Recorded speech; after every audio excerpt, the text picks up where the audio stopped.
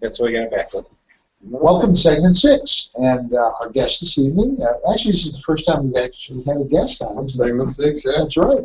Reverend Dr. Eric Wallace is with us, and we were talking on the show about racial divide and can we heal it, and the conference you have coming up, and I just thought that it was a very interesting topic. We got a lot of phone calls. It was well received, and so we're going to carry it on for another few minutes. So there's really no nice way to ask this question. That's a bad start. I can see this already. Let me get a drink. Yeah. Get ready. We're going to be on Target Radio is going to be there. We're going to bring our trade show booth, and are we going to be the only white people there? Oh no. Eric will be there. Oh, I'm sorry. No, this isn't a black event. Matter of fact, we were gonna actually on the advertising we say this is for just black pro-lifers. This is for anybody who's pro-life and pro-family.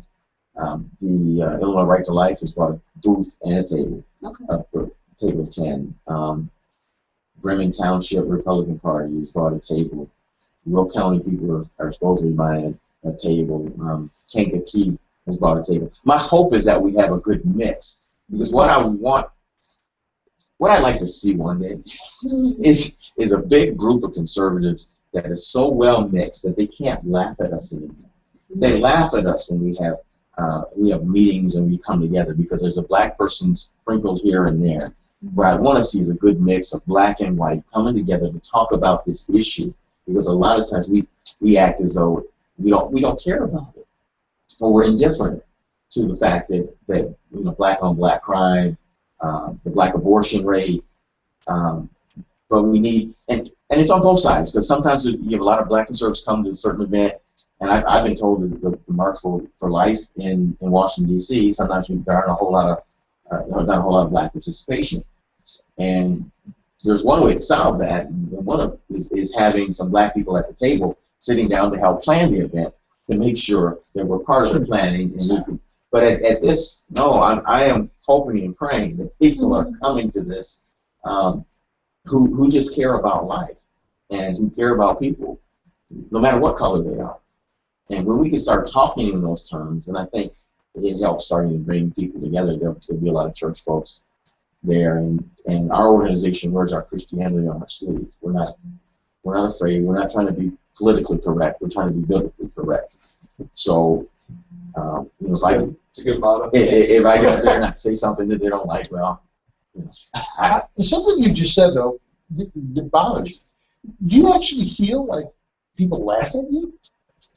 No, people laugh at us, the conservatives. I mean, people laugh at the Republican Party when they have a debate or they have some kind of thing going on, and they scan the audience, and the audience is 99.9% white. Oh, I see. And the question is, where are the black people? In Will County, when you were there, Paul was there, and Raquel was there, I thought that was a really good meeting.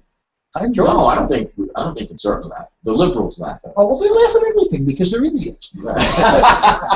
Well, and the other thing they say, when we have like a presidential nominee or whatever, they say, oh, who's the next old white dude in line, And when it isn't an old white dude, like Condoleezza Rice, or Sarah Palin, she's not black enough. They rip them limb from limb. Yeah, exactly. That's the thing that really bothers me more than anything. They say one thing, oh, blacks don't have enough opportunity. And we go, I really like Condoleezza Rice. Well, she doesn't count. Why doesn't she count? I'm going to be politically incorrect for a second. Oh, that's shocking. Uh-oh. That's shocking. The 20-year-olds are going to be incorrect. But it's funny, because going off of what you said, you look at the candidates who are running now, the Democrats have a washed-up white lady, an old crazy white guy, and I believe they have another crazy white guy, correct? Who's the new one? It's Bernie Sanders, and yeah. they got that old mayor from Baltimore, whatever his name I didn't is. know he was running. They have 3 people so far, old white lady, old white dude, old white You dude. got another one, Webb, who used to be this senator, I think from Virginia. I can't remember his first name. His last name is Webb. Is he an old white guy? See? And then if you look at the conservative... And the other one's O'Malley. Yes, that's what I was thinking of, O'Malley. It's a Mark O'Malley. Yes. And then you look at the conservatives, we have Carly Fiorina, young white lady. We have Ben Carson, moderately moderately aged black guy. Careful. I'll take age out of the equation. Black guy, you have Ted Cruz, Marco Rubio. So you want to have this Bobby conversation. Jindal. Bobby Jindal. Yeah. You want to have this conversation. We will have this conversation. Actually, do we have a white guy running? I don't think so. Trump. Scott Walker's white. Scott Walker's white. Jeb Bush. Jeb Bush is white. Jeb Bush is a joke. Jeb Bush is not really white. He's sort of white. No, he's But, He's very, because he's very Hispanic. He's very Hispanic, which is fine. he's pro-Hispanic, but doesn't make him Hispanic. No. Jeb Bush would be our old white guy. But if you look at the bulk of the party, it's young, it's diverse. It's basically what the Democrats. brought that up. You know, I didn't What's that? know about how diverse It is the though. field And the It people is. who are saying you should be diverse aren't. Right. Absolutely, and, Yeah. and it's like the Democrat Party has just moved everybody aside and said it's Hillary's turn. Mm-hmm. And that, I've heard that very phrase Oh, used. yeah. It's Hillary's turn. Why is it Hillary's I turn? hope Bernie Sanders gets that nomination. I do. I do really too. do. They'll thank him. Because I will laugh my behind off if she loses that election. Oh, yeah. And And it's possible because, It is. It's because very nobody possible. thought Obama was going to do what he did the first time Yeah. he won. That's Nobody, true. nobody gave him a chance She's to actually beautiful, win. but she's either. I read, and I didn't fact check, but I found it interesting, that Hillary Clinton has more baggage than any presidential candidate ever. I mean, you just look at the list of stuff carries that it we under know her is eyes. true. That we know is true. Okay, Benghazi was just this long list. How many emails did she just disappear? You know, it's just Well, and how many people have disappeared? I mean, the well, Clintons, yeah. the Who's Foster Clintons, was number one. Who's right? Foster The said. Clintons allegedly have made a number of people go away. Well, you know, Over the years. yeah. Well, it's basically if Clinton or Bush gets elected, it's basically going to what this country was supposed to oppose. Because you have political families now. Dynasty. Right, Exactly. right. You have dynasties. Bush Bush, Kings. you have the dad and his two sons that would have gotten Right. worst Well, case I mean, scenario. we've had it before, though. We Yeah, have, absolutely. but The Adams. John Quincy and, Quincy and his son. I'm forgetting who's John. John Adams and then John John Quincy. Quincy. Yeah. And we had a couple of others who were related. I don't have an The issue. Roosevelts. The Roosevelts were Well, it's cousins. cousins, I think. Yeah. I mean, I don't have an issue with a father and a son. My issue is, are they doing anything? yeah. Whether they're related or not, I don't care. And just like I really don't, and I don't be defensive, but that guy's gay. I don't care. What bothers me, and we talked about this, is there's these parades, and there's this in your face. You can't believe what you believe. Okay, if I'm transgender or whatever, if I'm gay or if I'm this or I'm that, it's not enough that people say, you know what, fine, go and be who you are. They won't settle for it. They have to. You have to be wrong. There are people who own a cake shop. Mm-hmm. Did you hear about this? They not only they go out of business, they're talking $135,000 fine because they wouldn't make a wedding cake for somebody. Yeah, it's freedom right there. That's just wrong. Lost That's just freedom. wrong. And Period. then they try to put a gag order on them. Oh, and that's the other thing. You're right. They're not allowed to even talk about it. So Right. let's just completely chop out the First Amendment. No more freedom of religion. No more freedom of speech. That's one thing I was actually thinking of having you at the table is why is it so wrong to believe in something? And it doesn't have to be Christianity for that matter. It could be anything. If you're not agnostic or atheist, supposedly far left, believe in all the transgender Or thing and Muslim. all that. Muslim's good. Yeah, but if you're not atheist, agnostic, or Muslim, you're in the wrong. So why? I'm not hurting you. Why are you out to destroy what I'm thinking? Somebody put a thing on my Facebook page, and it said, you can do anything you want in this country as long as you're not white, middle class, and Christian. It's true. Straight. Woman's Straight. broken, Exactly. you're Straight. wrong. Yeah. I don't know how that happened. I just don't know how that came about. Other than, I really believe that this president has gone out of his way to intentionally. Yeah, and that's how it Split- happened. Is split Obama figured out if he can divide us and pit us against each other, it's like a dog fight. You starve the dogs and you make them kill each other, so you don't have to do I it. just don't understand where it came from. This is Chicago-style politics. You don't have to negotiate with people. What you do is you strong arm them. Right. But you know what? Look at where it's ending up. We have right now, unquestionably, people these ISIS types. They're here. There's no question about it. They've thwarted 60 plots already. But we have this guy. Now, look what this administration is doing. Oh, he was a gun nut. Oh, he was this. Right. His Facebook page, he talks about being a sympathizer of ISIS. He talks about what he's doing, the type of stuff he wants to do. How much more can you lay out? And they're going, oh, well, no, he's not. There's no relation to that terrorism. Yeah, exactly. That's crazy. Yeah, that's what's happening. They do not want anyone to link Muslim and terrorists. And I just don't know what's happening is blacks don't trust whites now, this and that. And we have a common enemy entering this country. Mm-hmm. And if we don't pull together as a people, which we've always done in the past, you know, there's always been disagreements. When my dad came to this country in 1911 or whatever, somewhere in there were signs on buildings, you know, no Dagos, WAPs, no jobs for WAPs. But when the war came out, First World War, Second World War, even Korea, Vietnam, that began the debacle, and things started going downhill after that. And now, I don't know that we can pull together. Have you seen where there's a couple of people got together and actually went to the recruiting stations and recruiting places and stood outside guard? Yeah. I mean, I don't know what the racial diversification is there, but there were men and women, at least from my pictures I saw. Yeah, that's all I can say at this point. But I'm sure that's not the only. There's like one or two of them that I saw, but maybe out there. It was cool to see them in Virginia. I think they had open carry. Open carry. Yeah. The woman in the middle. She was open. We're going to get open carry in Illinois in about 400 years. Yeah. I think the one good thing that's come out of that, you know, the shooting of the Marines and the sailor is that it looks like they're going to, you know, probably overturn that Clinton era edict that no hearing on military installation. Which is absurd. They're all active duty. It's the armed forces. About that too.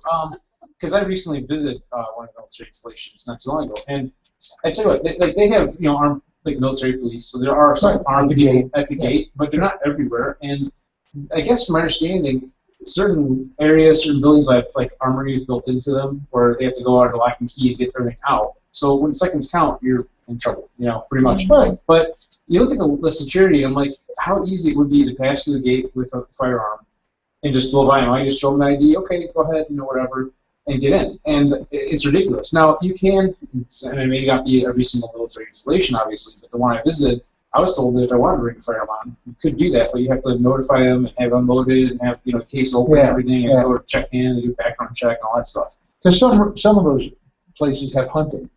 Right, they do. In fact, the one I went to had actual like the range, like trap shooting and things like that there too. So yeah, absolutely. I guess my concern is I really like what you're trying to do with the conference, because I think it's a really good thing. Maybe I'm too cynical. I don't know that you're a white guy. And it's my fault. I did it all. But I just don't know that it can be repaired. I really don't. Well, see, that's why I'm the minister. And I am not. And we got to be hopeful that there's a possibility for change. And I mean substantive change. I'm not talking about this stuff that Obama likes to talk about. I mean, maybe I should use another word: transformation. There can be transformation. You know, if we try. I mean, if it's and it's not just. I'm kind of arguing myself as I Are you trying to convince yourself? Or are you trying to convince? Well, I mean, there's you know, part of our theology is that there is what's called sin. That people are born with sin. We're natural born liars. We come out of our mother's womb. I mean, we're totally self-centered. The minute we're able to talk, you know, we'll lie. We're selfish, self-centered, and so one of the ways of overcoming that is that according to our theology that Jesus died for our sins, we accept Christ as Savior, and then it starts the transformation, becoming like Him. It's not something that happens instantaneously, but we start becoming like Him, and it means learning to be selfless. And one of the ways you really understand that is when you get married. You've got to learn how to be selfless, or if you have family members, you know, learning to take care of. I'm at a point now where I'm taking care of my mom and dad, helping to take care of them. My dad just turned 90 today. Wow. And my mom's 84. And so, I got to help them with their bills. So the roles are reversed now. Where they used to take care of me, I'm now taking care of my parents. And that takes a certain amount of selflessness on my part and my wife's part. And I'll be honest, sometimes I don't want to do it. But that's human nature. I have to do it. Just like been taking care of my kids. Sometimes I didn't want to do it, but you do it because it falls in your lap, and this is what you do as a son who loves his mother and father. If we love our community, if we love the people around us, if we want to have a better community, because we can easily say that I don't care about what's happening with black on black crime. It's not in my neighborhood. Who cares? But it is coming to your neighborhood. It affects you economically. It affects you. In fact, I had an article talking about in Detroit where there are these gangs that were going around attacking couples. Now, they would pull out a gun, pull them into the alley, and the guys would rape the wife or the girlfriend while they held the man down and had him watch. Now, can you think anything more barbaric than that? I mean, it's just ridiculous. So, as long as if we don't do anything about this kind of stuff, it's just going to continue to get worse. So it's incumbent upon us, as I said, having policies that help promote families, that help families stay together, that help families be able to own businesses or build businesses, to build stuff economically.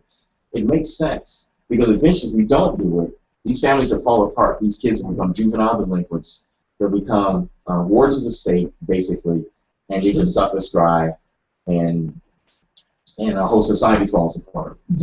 One of the more interesting comments I've ever heard made, and I've never thought, when I heard it, it was obvious, but that it never occurred to me, is what I found interesting. There's a sort of de-Christianizing of the country going on. It's no longer, not only are we not considered a Judeo-Christian culture by some, it's actually being vilified, if you are. Right. Now, the thing that was interesting is this attempt to wash society of religion. And the comment that was made is, you don't understand the true impact if you do that, because there's no way you can control a country other than they believe in a bigger thing, and that's why they do the right thing. Right. You can't have a cop on every corner. You can't possibly police all the things that could go wrong. The public has to be bought into the system that this is right and this is wrong. And that's what makes it work. And when you do away with that, you got anarchy. It was one of the founding fathers, I want to say it was John Adams, who said that democracy is inadequate for governing anything but moral people. Right. Exactly. That's exactly right. That's sort of once you take that away, the Ten Commandments, let's face it, I don't care if you're Christian or Jewish or whatever. The one thing that this country has always been built on, the premise of the legal system, is the Ten Commandments. I mean, that's what we follow. And you see that governor, I forget, where was it?